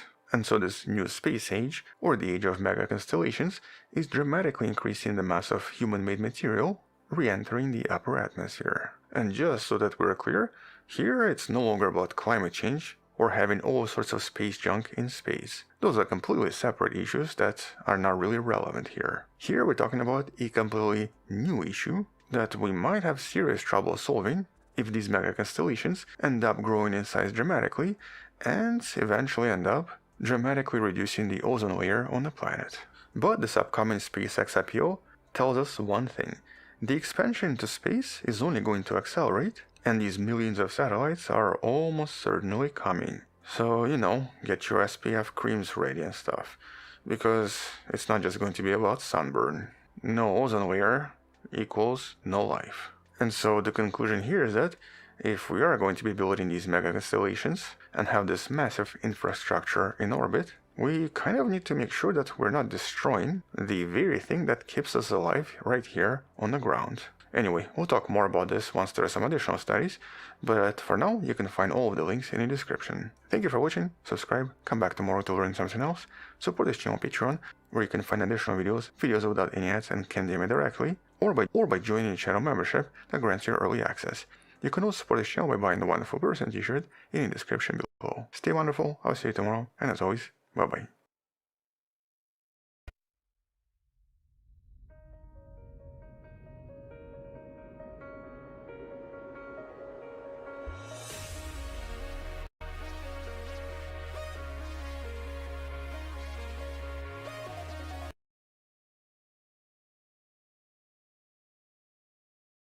They've tried to memory hole this clip. It's a clip that is really disturbing to watch, frankly, where Stephen Colbert sacrifices a baby in a skit in order to keep his career. For me! I must appease him with the gift of a man-child. Come to me. I must feed you. He takes a real baby. He takes a real baby and he feeds it to Satan. He does this live on air on his program. He does this to keep the satanic powers that control his show happy, satisfied, and alive. And then he says this at the very end.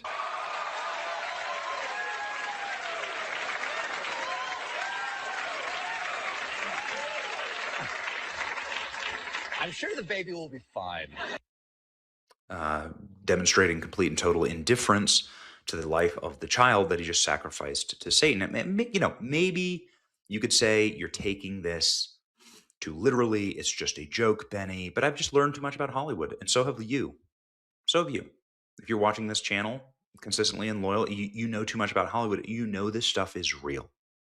You know it's real. And it's wild because it turns out that baby sacrifice didn't actually save Colbert's career. There's just so much you can do to appease the forces of darkness that keep these people on air, that like keep Lady Gaga's career relevant. And they just, eventually you just become a husk of yourself and you destroy yourself in this.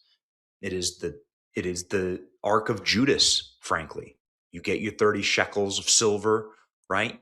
You betray everything that is good in the world, and you end up destroying yourself in the process. It's how it's always been. It's how it always will be. Stephen Colbert's late night show on track for record low January ratings, and it's gone. Stephen Colbert's show gets kicked off air, and now he's spiraling like he spiraled here. This is the night of the announcement. On Friday, Donald Trump posted, I absolutely love that Colbert got fired. His talent was even less than his ratings.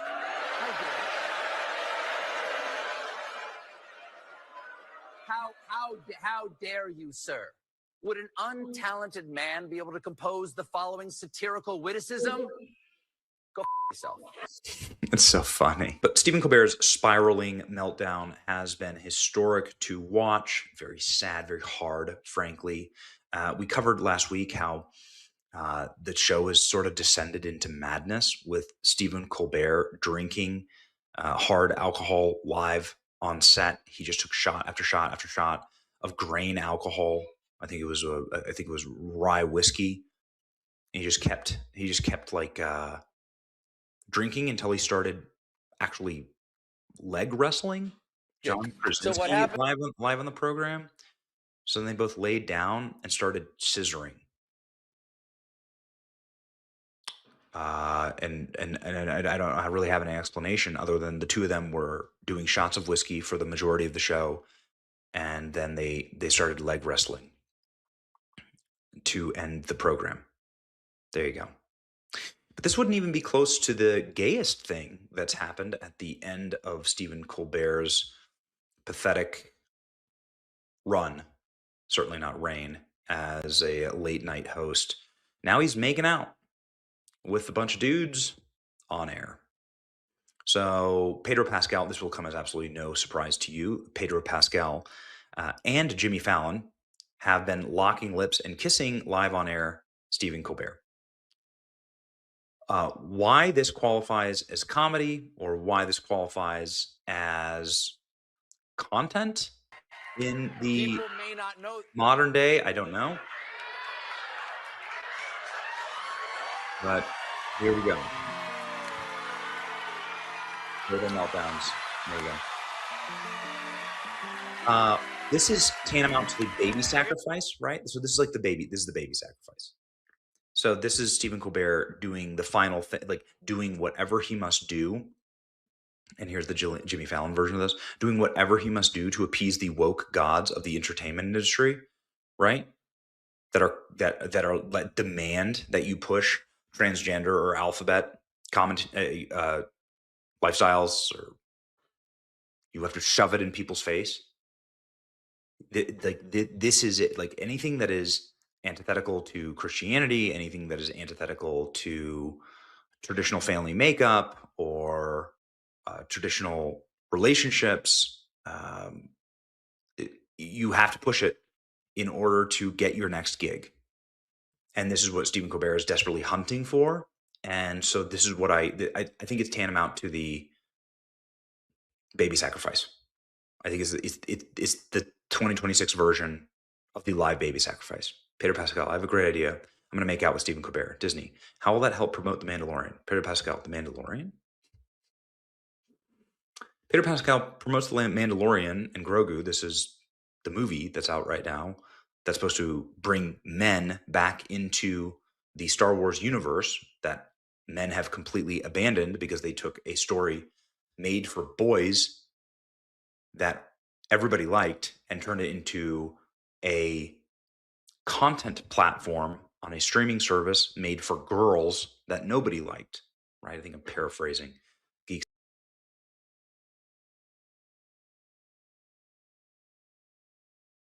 In December of 1773, undue taxes, illegal smuggling, and one of the biggest corporate bailouts. YouTube can throttle us. They can suppress us. But they can't stop a text message. Good evening and welcome. We've got reports pouring in from Arizona, Ohio, and across farm country that show a sudden explosion in tick bites and emergency room visits. People who've worked outdoors for decades are pulling ticks off livestock in numbers they've never seen. At the same time, Joe Rogan and Congressman Tim Burchett are openly asking why Bill Gates keeps coming up in the conversation. The pattern is unmistakable, and the question everyone is asking is simple. Are we watching a natural problem or something far more deliberate? See, this is hitting American families right where it hurts. Ranchers and hunters who feed their kids real food now face life-changing allergies. Alpha-gal syndrome turns steak, burgers, and bacon into medical emergencies. Communities built on cattle, horses, and outdoor life are watching their way of life threatened. And politically, it feeds straight into the same elite playbook we've seen before: create a crisis around what people eat and offer the so-called solution of lab-grown meat and new vaccines. And the same names keep appearing in funding records and bioethics papers. Trust in the system collapses even faster. Americans, already tired of being told what to consume, deserve the truth before this spreads any further. Now, before we go deeper into what this means for food sovereignty, here's a quick national security update on critical minerals. This on Saga Metals. They're trading in the United States as SAGMF and in the U.S. as SAGA in Canada. They're back in the spotlight much sooner than expected. In less than 6 months, this company has moved at a pace rarely seen in the critical minerals space. In less than 48 hours ago, Saga announced a 100% drill success rate across all 57 holes at its radar project, and they did it ahead of schedule. Now, that alone would be major news, but it's only part of the story. Saga also added $10 million to its treasury through a recent financing round, and the company is securing strategic resources that America needs for energy independence. Watch out for the in-depth interview on this very topic on Sunday, and check the link in the description for the latest updates. Now back to our main story on the tick surge that has millions of Americans questioning who really controls our food supply. See, while Americans focus on these tick reports, a peer-reviewed paper published last year openly argues that genetically engineering ticks to spread alpha-gal syndrome is morally obligatory. The authors call it a moral bioenhancer. Now, this is no longer fringe speculation. It's sitting in an American journal, and it lines up exactly with the funding trails that we have just discussed. Phoenix, Arizona is reporting an uptick in tick bites and emergency room visits. It's now making the local news. Take a look at this. There's been an uptick in emergency room visits for ticks, and actually, this is actually tick removal. And one of the things that we've learned at the National Pest Management Association, we surveyed Americans and found that only 31% of Americans actually know how to properly remove a tick. So I think this is sending people to the emergency room. Okay, so tell us, how do you properly remove a tick? Yeah, well, there are lots of home remedies for how to remove a tick, but the best way to do it is just simply with a set of tweezers to get a hold of that tick right at its head, and then slowly but steadily pull. Don't yank it, don't twist it. You don't want to break any part of that tick off inside your skin. Believe me, when you're pulling on a tick slowly and steadily, it will let go, and you'll be able to remove that thing from your skin. And it's important to remove ticks as soon as possible. It often takes time for ticks to be able to transmit disease, and that's the real concern when it comes to ticks on people. So that's the local report out of Phoenix. And now we have this, that Arizona is seeing a spike in tick-related ER visits, and the vaccine push is already rolling out, but a horse breeder in Ohio says the problem has exploded in her state as well. This woman who's raised horses for 30 years says the ticks are out of control. Coincidentally, Pfizer and Valneva announced Lyme disease vaccine in phase 3 Valor trial. MJ Truth Ultra says cause the problem, profit off the solution. Check out this testimony. Kid you not, we've had to spend like over $100 in the last 5 minutes because I can't take the tick situation anymore. The tick situation in this state. There are ticks everywhere. In 30 years, 20 some years of having horses, I've never had to deal with these many ticks. I'm pulling off ticks of his body, cleaning him up. I did that the last few days. Today I just had to put more medication on him. Poor thing, he's got like meds everywhere. Look at poor thing. Oh my God. I'm sorry, buddy. I know. We're gonna go outside.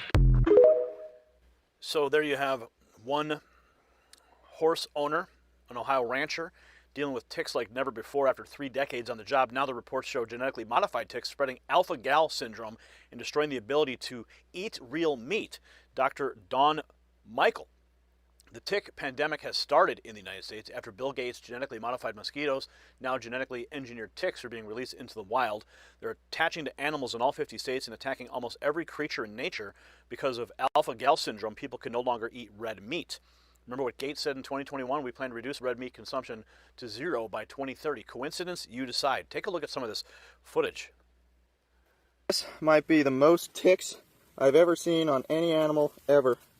That is insane. And look at the size of them. They're enormous. Huge ticks on this girl. But we just got this python out of the Everglades, and she was sitting on a clutch of eggs. We got them too, and you can see she popped this egg right away. You can see the embryo in there is starting to look like a snake. It's got scales developed, so these weren't too far off from hatching. So we got her out just in the nick of time. Oh my goodness. So alpha-gal cases are surging because these ticks are being engineered to target red meat consumption. Joe Rogan and Congressman Tim Burchett just named the man behind it. They discuss how Bill Gates is behind the ticks biting people and making them permanently intolerant of meat. What the hell is going on here? Okay, ready? Here we go. Well, it seems like there's a real pandemic right now on this cruise ship. You know about that hantavirus? Yeah. That seems really crazy. And, So and ticks. Watch that thing. the tick thing is nuts. Yeah, especially because of meat, because of Gates. Well, there's Bill boxes Gates, not people Matt. are finding. I don't know if this is true because I've seen many reports on it, but I'm just going to say what I saw. That farmers, ranchers are finding boxes of ticks on their property. Now, I don't know if that's fake. I don't know if someone's setting that up to pretend they found these boxes of ticks, but there's videos of these people finding boxes of ticks. Now, what they'll say is, they'll probably say they're sterile ticks and that we're planting them out there so we can diminish the population, is what they'll say. But anytime they try to mess with the balance of nature, it never goes right. Is that what they're saying this is? No, Where but you- just where get you it hearing ready. that from? That's what you you're think? getting it right here. I don't believe you have a right to go to someone's property and drop off sterile ticks. No way in hell. That's crazy either way. But I have a good friend of mine who got bit by the Lone Star tick and has that alpha-gal problem. Yeah, a guy came out of my house yesterday looking at putting gutters up at our house. And that guy, he said, and I said, you did what? He goes, yeah, I can't eat any meat produced by a mammal. Yes. I was like, yeah. So my buddy, he had it, and my friend Evan, so he had it for a little while, and then he did a bunch of treatments and got off of it and then started eating steak again. And he was fine for about a year and a half, and then it came back stronger than ever. And he just can't shake it. It's He been can't around shake that it. long, so Oh, yeah, yeah. I- He can only eat eggs. I mean, he's basically eating eggs and vegetables. That's all he's eating.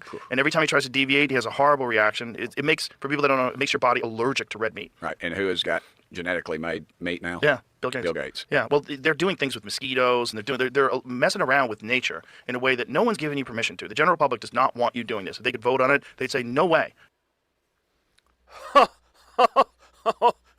Joe Rogan and Tim Burchett laying out how Gates is connected to the tick surge, and videos are now surfacing of metal boxes full of these ticks being dropped on farms and woods. Valerie Ann Smith posted this. Bill Gates bioengineered ticks in the alpha-gal trap. Bioengineered Lone Star ticks and metal tick boxes are being dropped across farms and woods. They swarm animals and humans. Result, hundreds of thousands of Americans now have alpha-gal syndrome, a permanent deadly allergy to real red meat. No more steak, burgers, or bacon. Not a coincidence. Gates-funded tick research. Now Pfizer rolls out a new Lyme disease vaccine right as cases explode. Create the crisis. No real meat possible. Sell the solution. His lab-grown Franken meat. Wake up, this is engineered, protect our food, and expose the agenda. Top plot, and I saw this little guy. I don't know if he's alive or he's got ticks all over his head and eyes. I mean, look at that. On his ears. Oh my gosh.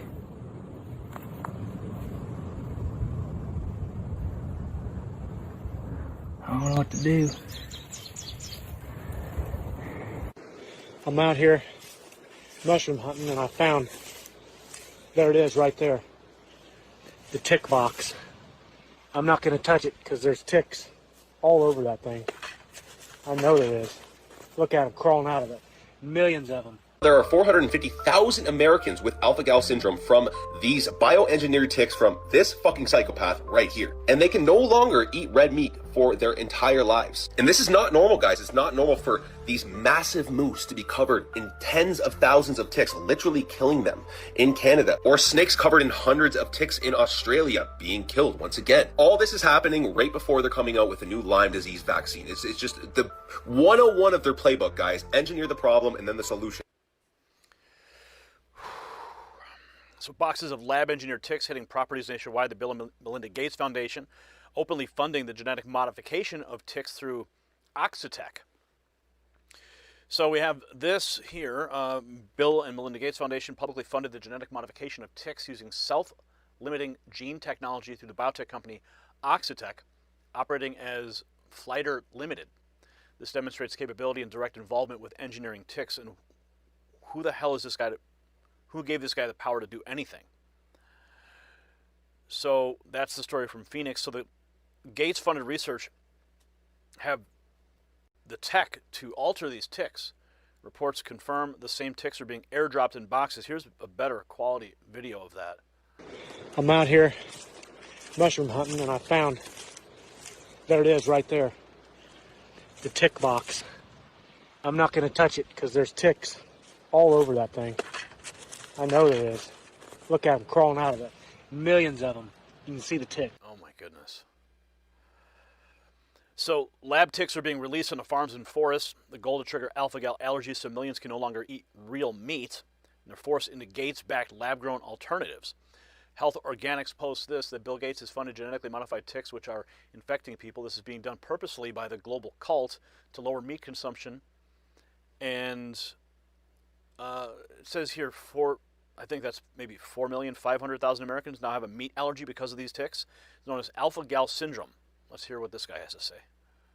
Bill Gates has been developing ticks which are genetically modified to infect the US population with alpha-gal syndrome. This is a syndrome which, when this tick bites, prevents you from being able to digest meat, and you begin to have meat allergies. They say that they're bringing this because of climate change, and the more meat consumption happens, the more there is global warming and all of that. But what's astonishing to me is that this is not the real reason why they're doing this. The real reason as to why they're doing this is because, again, they want to create this problem and then sell a solution. And what is the solution? Bill Gates has already started funding in the solution, which is lab-grown meat. So lab-grown meat can be digested by people who have alpha-gal syndrome, can be consumed without any meat allergies, and that is why he's funding it. I mean, you can see the same pattern, right? First, they create the problem. More than 450,000 people from the US have already got this tick bite, and then they create the solution. Here you go, here's the lab meat for you, and then they do it globally. So I won't be surprised if this starts to pop up in other countries as well. I really want you to be mindful, aware, and careful of what is going on in this world right now. And for that, what I've done is I've opened up a subscription-only community where I will be able to give you more. So 450,000 Americans pattern is clear: create the meat allergy with engineered ticks and then sell them fake meat and vaccines. And John Rich is calling this domestic terrorism. He says the plan is to get everyone sick from bioengineered ticks to make it impossible for you to eat meat without getting violently ill. Then they'll offer you a vaccine. Why is this not considered domestic terrorism? And then he links to a peer-reviewed paper published last year in the journal Bioethics by 2 professors at Western Michigan University School of Medicine, arguing that it's morally obligatory to genetically engineer ticks. The paper is called Beneficial Bloodsucking. Their argument, if eating meat is morally wrong, then preventing the spread of a disease that forces people to stop eating meat is also morally wrong. Scientists should gene-edit Lone Star ticks to enhance their ability to carry alpha-gal syndrome and expand their range into urban environments to infect more people. They call this a moral bioenhancer. They frame releasing genetically modified disease-carrying ticks as a vaccination that only infringes on your bodily autonomy rather than violating it. The distinction apparently is that a tick bit you instead of a government official holding you down. Alpha-gal syndrome is not mild. The CDC estimates up to 450,000 Americans are already affected. Cases have surged 100-fold in the last decade, and symptoms include anaphylaxis. There is no cure. Alpha-gal cases are exploding across the U.S. The Lone Star tick, its range is expanding far beyond its historical territory, and 2 academics at medical school published a paper arguing this is a good thing that should be accelerated. At what point do we stop treating papers like this as fringe academic exercises and start asking whether anyone is already acting on them? So this is scary stuff that's happening right now. Bill Gates exposed behind the massive tick outbreak. So here's the real danger staring America right in the face. When academics can publish papers calling for the release of gene-edited ticks to force people off red meat, and the same foundation linked to insect modification is already involved, the line between theory and action has been crossed. The establishment wants you dependent on their lab-grown products, while real ranchers and hunters are left with nothing. This is about control over what goes on your plate and whether you get a say in it. The American people have the right to know exactly who's messing with the balance of nature on their land. So this story is a direct attack on American food freedom and the right to raise and eat real meat without government or billionaire interference. So share this video everywhere you can. Leave your thoughts in the comments below and let us know what you think. Do you believe these tick releases are accidental or part of a bigger plan to push lab-grown meat? And text raw feed to the secret number on the screen, 844-840-4963, to bypass the algorithm and get direct updates from me right to your phone. Make sure you check out the Next News merch shelf below this video for America 250 gear. Stay vigilant, stay informed, and keep fighting for the truth, because we're not backing down. The system controls information. Information control is power. They don't want you to see this. The truth only survives together. They don't want this shared. Share this now.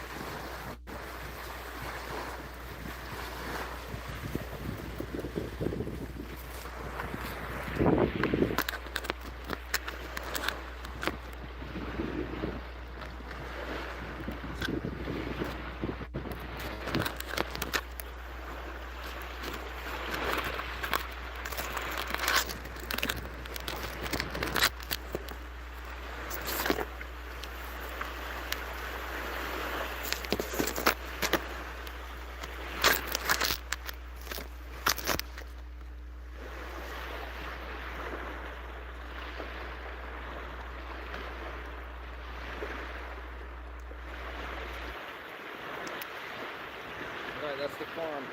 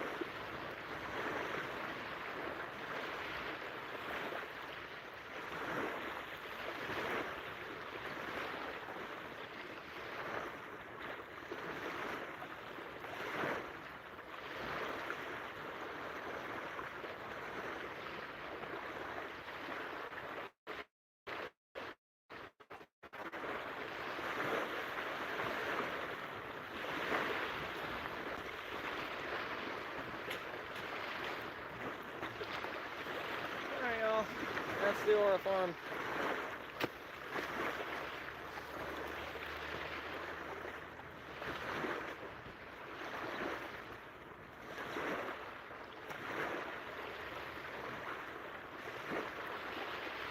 That's right. We came out here, we pursued it, we did it.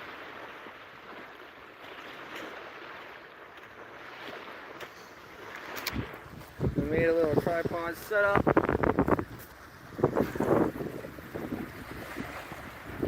We gotta get going, we gotta go eat.